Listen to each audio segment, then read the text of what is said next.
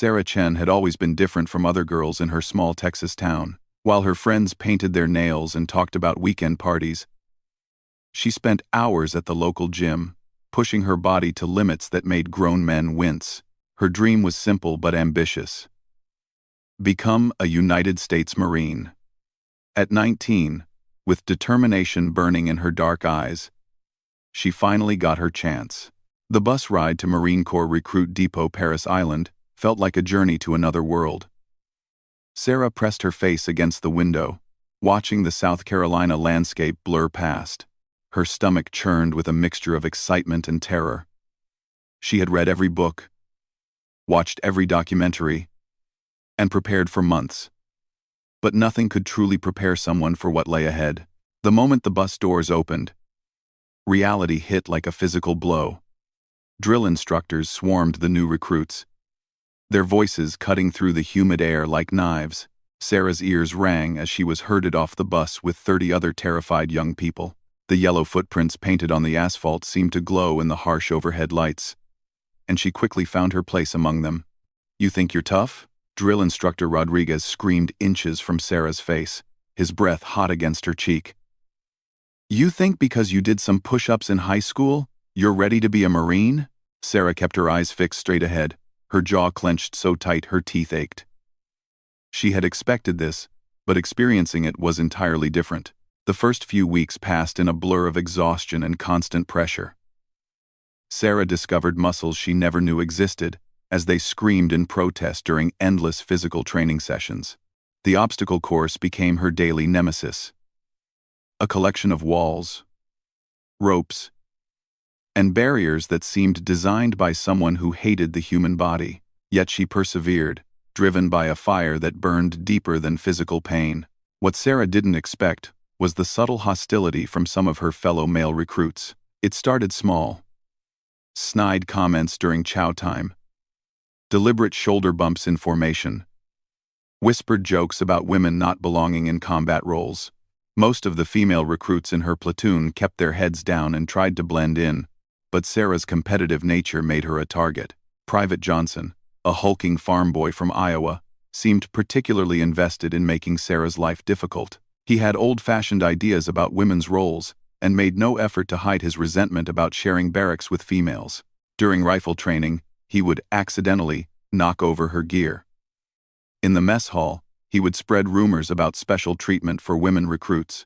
Sarah ignored it all, focusing instead on exceeding every standard set before her. The physical demands intensified as weeks turned into months. Sarah's body transformed from soft civilian flesh into lean muscle and callous determination. She could complete the obstacle course faster than half the men in her platoon. Her pull-up count exceeded requirements, and her marksmanship scores consistently ranked in the top 5. But success only seemed to increase the resentment from certain quarters.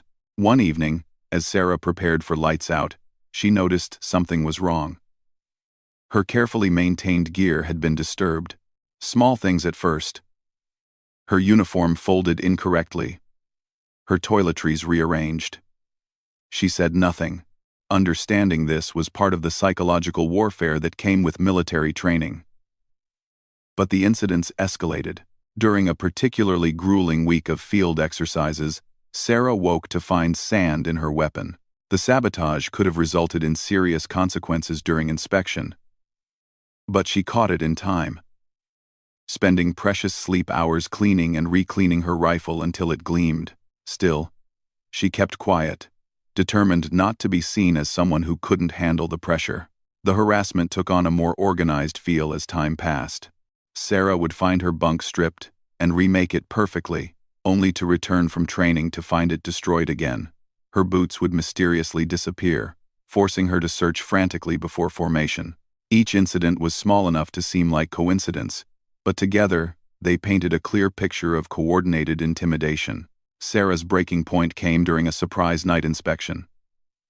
Drill instructor Rodriguez burst into the barracks at 0200 hours, flashlight cutting through the darkness like a sword.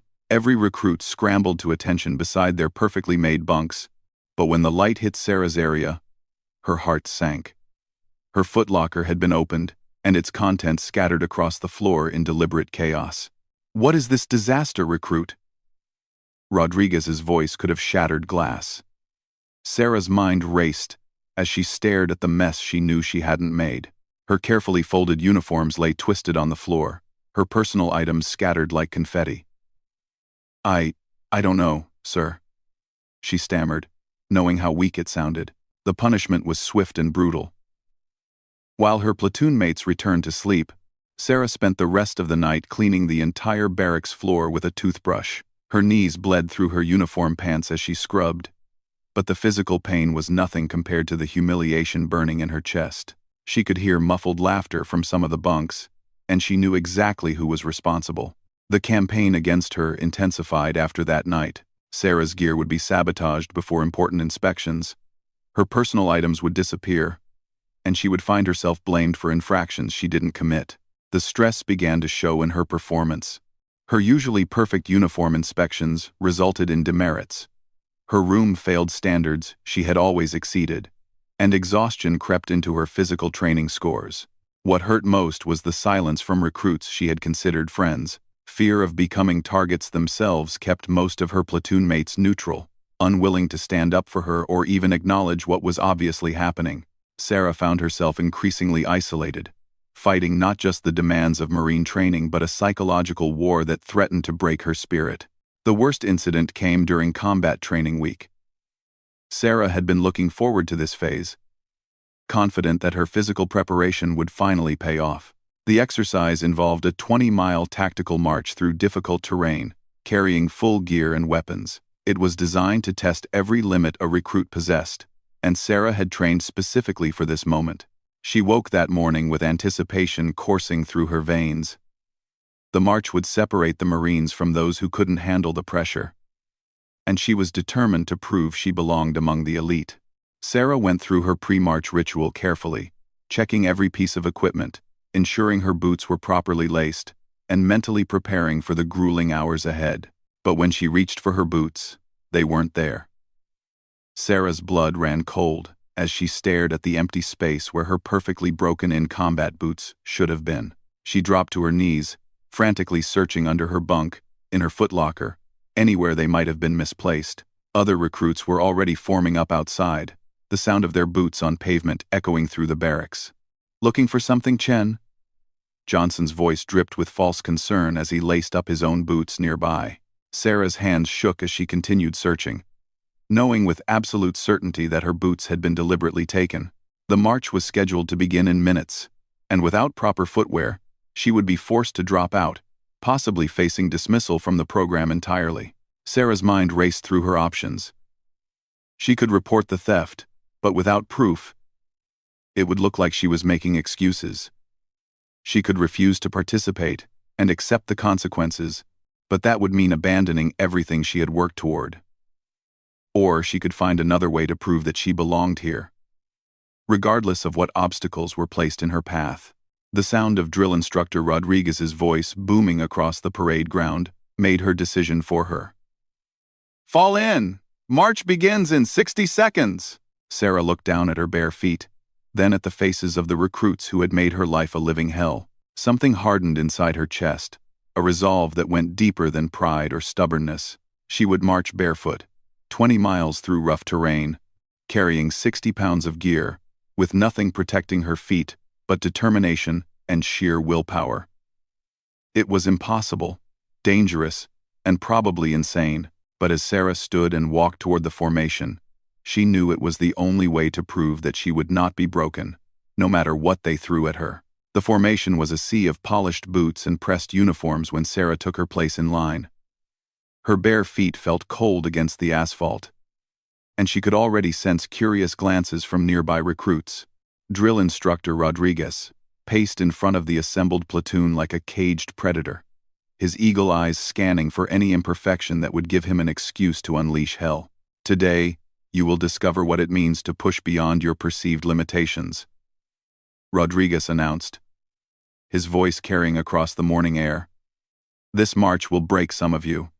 It will reveal who has the heart of a Marine and who should have stayed home with their mothers." His gaze swept across the formation and stopped when it reached Sarah's position. Rodriguez's eyes narrowed as he noticed her bare feet. For a moment, time seemed suspended as the drill instructor processed what he was seeing. Sarah kept her eyes fixed straight ahead, her jaw set in determination. She could feel the weight of his stare and knew that her decision would either end her military career or define it. "Recruit Chen." Rodriguez's voice was deadly quiet. "Explain to me why you are standing in my formation without proper footwear." The entire platoon seemed to hold its breath. Sarah could feel Johnson's smirk without even looking in his direction. This was the moment they had all been waiting for, the final nail in the coffin of her Marine Corps dreams. "No excuse, sir," Sarah replied, her voice steady despite the tornado of emotions swirling inside her. She could have explained about the missing boots, could have pointed fingers, and made accusations. But she understood that doing so would only confirm what her tormentors believed about her. That she was weak. That she would look for excuses when things got difficult. Rodriguez stepped closer, his face inches from hers. "Are you telling me, recruit, that you intend to complete a 20-mile tactical march through rough terrain without boots?" His voice was so low that only Sarah and a few nearby recruits could hear him clearly. There was something in his tone that wasn't quite what she expected. Not anger, but something that might have been curiosity. "Yes, sir," Sarah replied without hesitation. She had made her choice, and there was no backing down now. The consequences of failure would be swift and final, but the alternative, giving up and proving her enemies right, was unthinkable. Around her, she could hear whispers beginning to ripple through the formation as word of what was happening spread. Rodriguez stared at her for what felt like an eternity. Sarah could see something shifting in his expression, a calculation taking place behind his stern facade. Finally, he stepped back and addressed the entire platoon. "Recruit Chen has volunteered to demonstrate the meaning of adaptation and overcome. She will complete this march with the rest of you, regardless of her footwear situation." The march began at a punishing pace. Sarah's platoon moved out in formation, their boots creating a rhythmic thunder against the paved road that led away from the base. For the first mile, Sarah managed to keep up without too much difficulty. The asphalt was relatively smooth, and adrenaline helped mask the growing discomfort in her feet. But as the platoon turned onto a dirt trail that wound through dense woodland, Sarah's situation became dramatically more challenging. Rocks, roots, and thorny undergrowth created a minefield of obstacles that her unprotected feet had to navigate with each step. Within minutes, she could feel cuts opening on her soles, warm blood beginning to seep between her toes. The weight of her full gear pressed down on her shoulders like a crushing burden. The standard Marine field pack weighed 60 pounds when properly loaded, and Sarah carried every required item: ammunition, rations, water, medical supplies, and communications equipment. Every pound seemed to multiply as her feet began to fail her, each step becoming a conscious act of will rather than natural movement. By mile 3, Sarah's feet were leaving bloody prints on the trail. The other recruits had begun to notice, and she could hear whispered conversations behind her. Some voices carried notes of concern, others held barely concealed satisfaction at her obvious suffering. Sarah focused on putting one foot in front of the other, blocking out everything except the need to keep moving forward. The terrain grew progressively more challenging as the march continued. Rocky creek beds that were merely uncomfortable for booted feet became exercises in agony for Sarah. Sharp stones cut into her already wounded soles, and the cold water that should have provided relief instead sent shocks of pain up her legs. She bit her lip to keep from crying out, tasting blood as her teeth cut too deep. Johnson, marching just behind her, seemed to take particular pleasure in her struggles. "You know you can quit any time, Chen," he whispered during a brief water break. "Nobody expects you to actually finish this. Just fall out and let the medics patch you up." His voice carried a false sympathy that made Sarah's skin crawl. She turned to face him, her eyes blazing with determination that surprised them both. "I'm not quitting," she said simply. The certainty in her voice seemed to rattle Johnson more than any angry response could have.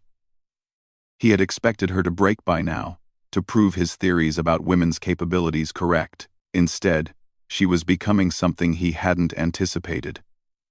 A symbol of stubborn resilience that challenged everything he believed about strength and determination. As the miles accumulated, Word of Sarah's barefoot march began to spread beyond her immediate platoon. Other training groups passed them going in opposite directions, and Sarah could see recruits craning their necks to get a glimpse of the crazy woman attempting the impossible. Some shouted encouragement, others stared in disbelief. But all seemed to recognize that they were witnessing something extraordinary. The pain in Sarah's feet evolved from sharp cuts to a constant burning agony. Blisters had formed and burst, leaving raw patches of exposed flesh that screamed with every step. Her boots were designed to protect feet from exactly this kind of punishment, and without them, the human body simply wasn't built to handle such abuse. Yet Sarah continued moving, one bloody step at a time. By mile 10, Sarah's gait had changed noticeably. She could no longer place her full weight on certain parts of her feet, forcing her to develop an awkward but functional stride that minimized contact with the worst injuries. Her pace had slowed, and she found herself falling toward the back of the formation. But she was still moving, still part of the march, still refusing to surrender. The psychological pressure was almost as difficult as the physical pain. Every step required a conscious decision to continue, a moment when she could have chosen to stop, to call for medical assistance, to end the suffering that was accomplishing nothing except proving a point that maybe wasn't worth proving. Doubt crept in like a poison, whispering that this was foolish, that she was destroying her feet for nothing more than pride. But each time the voice of surrender grew loud enough to threaten her resolve, Sarah would remember the smug satisfaction on Johnson's face when he had taunted her about her missing boots. She would recall every small humiliation, every act of sabotage, every moment when she had been treated as less than equal. The pain in her feet became fuel for a deeper fire that burned in her chest. The midpoint of the march was marked by a checkpoint, where drill instructors verified that each recruit was carrying all required equipment and remained physically capable of continuing. Sarah approached the checkpoint with dread, knowing that any reasonable assessment would result in her immediate removal from the march for medical reasons. Drill instructor Rodriguez was stationed at the checkpoint, his clipboard ready to mark off each passing recruit. When Sarah approached, she could see him taking in the condition of her feet with professional assessment. Blood had soaked through her socks, and was now visible in every footprint she left behind. The wounds were clearly serious, potentially requiring medical attention that could take weeks to heal properly. "Recruit Chen," Rodriguez said quietly, his voice lacking its usual harsh edge. "You've proven your point. Nobody would question your courage if you accepted medical attention now." For a moment, Sarah thought she heard something almost like respect in his tone. But she couldn't be sure.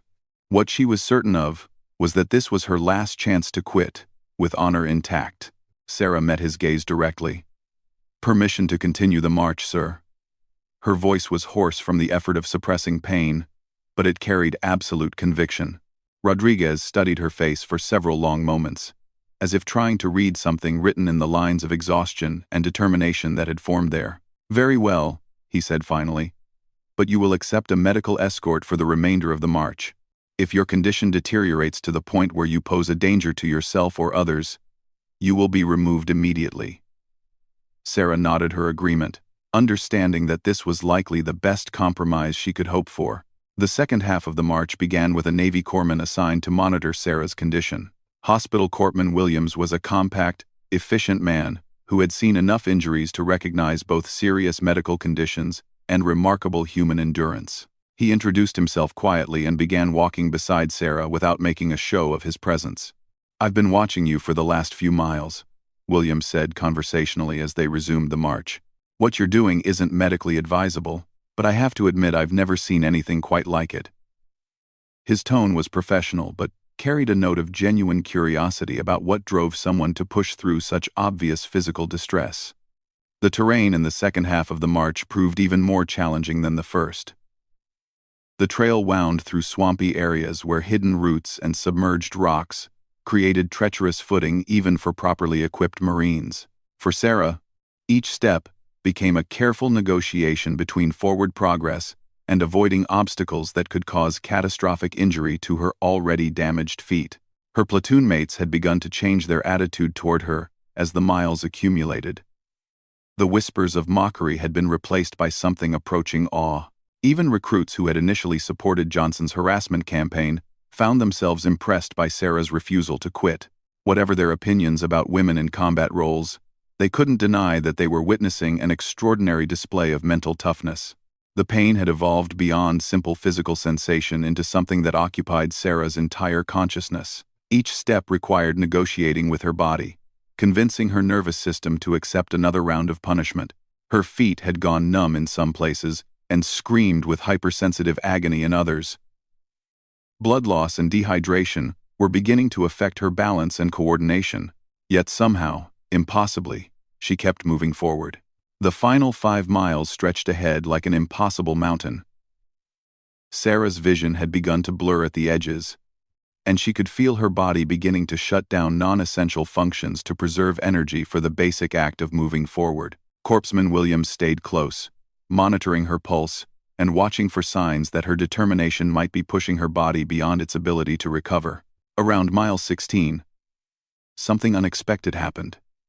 Private Martinez, one of the quieter recruits who had never participated in the harassment campaign, began to slow his pace until he was walking beside Sarah. Without saying a word, he shifted his position slightly so that his body blocked some of the wind that had been cutting through her sweat-soaked uniform. The gesture was small but significant, the first open show of support she had received from any of her fellow recruits. Within minutes, others began to follow Martinez's example. Private Davis moved closer to Sarah's other side, and soon a small group of recruits had formed a protective formation around her. They didn't speak about what they were doing, but their message was clear. Whatever had started this march as a cruel joke had transformed into something else entirely. A test that Sarah was passing in ways that shamed her tormentors. Johnson, still marching near the group, watched this development with growing anger and disbelief.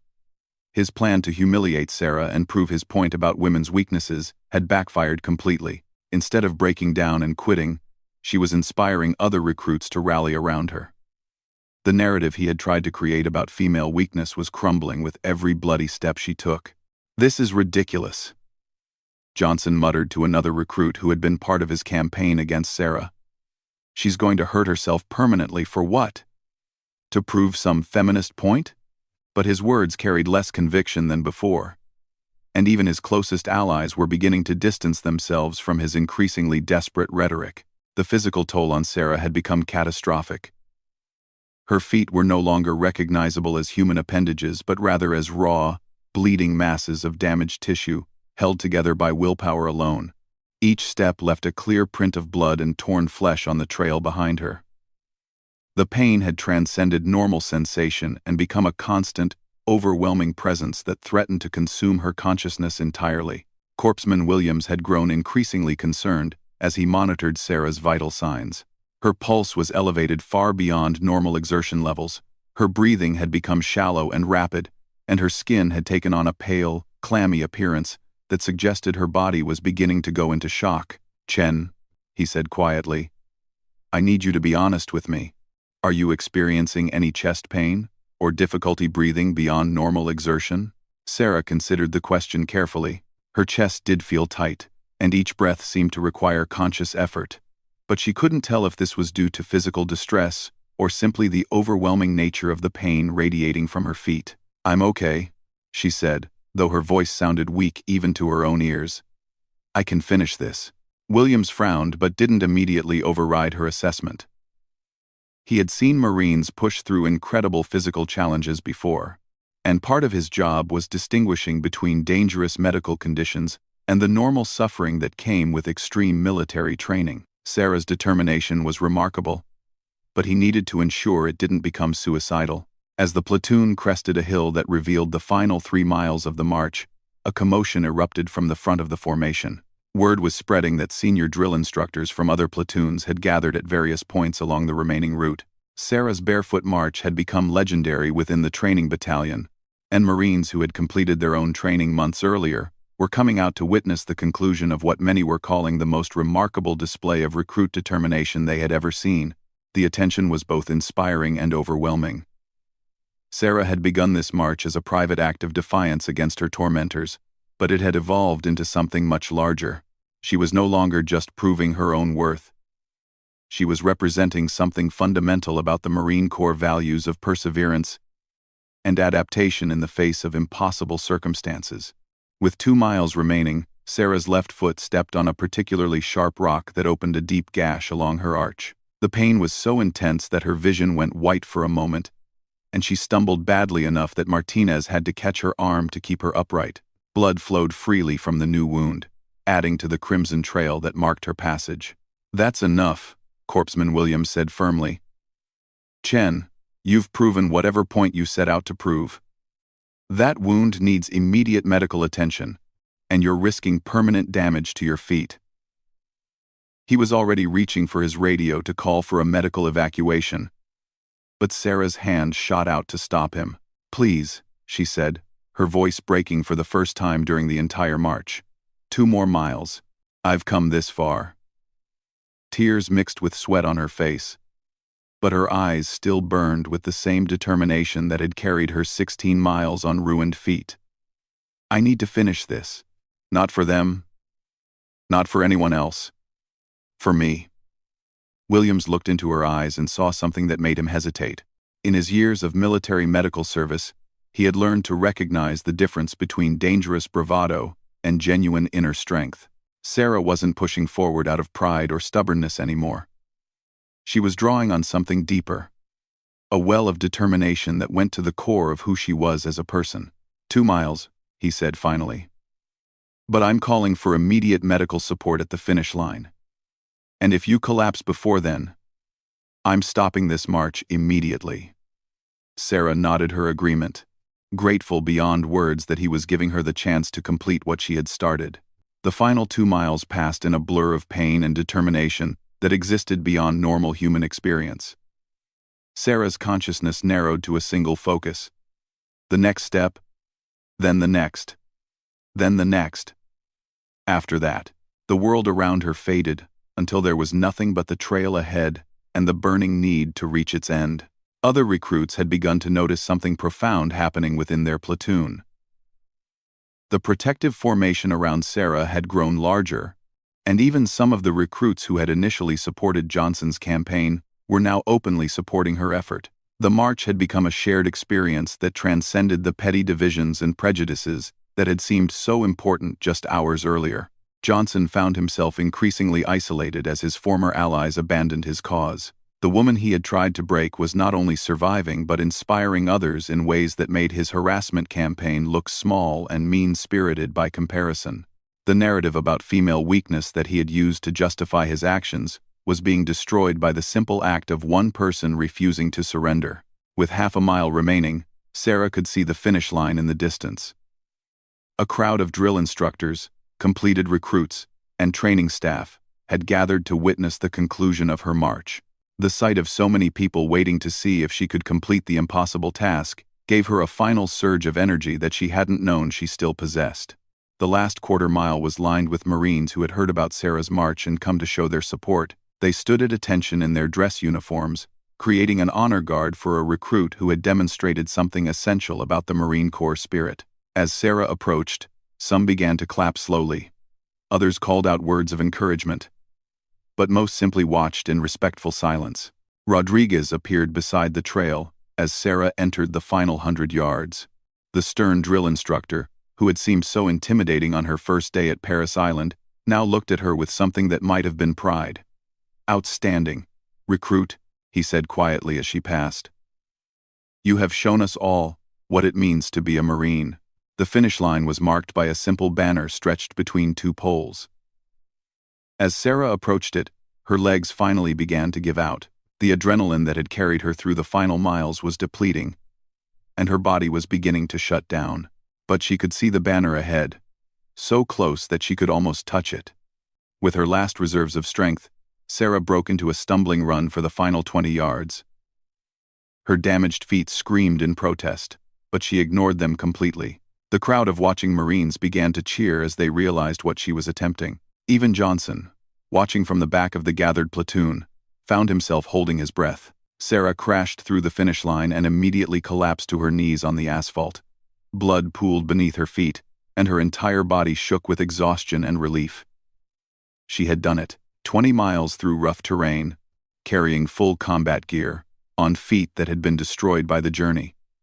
It was impossible, but she had made it possible, through sheer force of will.